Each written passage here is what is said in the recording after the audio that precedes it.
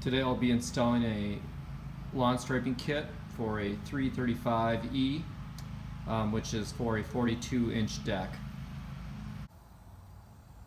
Okay, so I have all the parts taken out of the box and laid out with the instructions.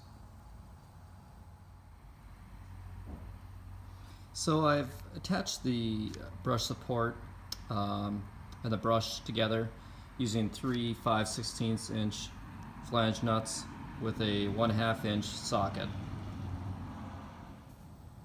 So I've attached the mount bracket with the 5/16 inch nuts and bolts. Okay, so I have the brush support assembly attached to the mount, about finger length up from the ground, so that way it's not touching the ground and wearing out the bristles too quickly.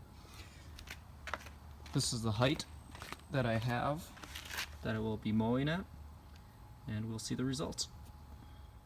So as you can see, I have lines already in my lawn. We're going to test out the striper now to see what the end results are.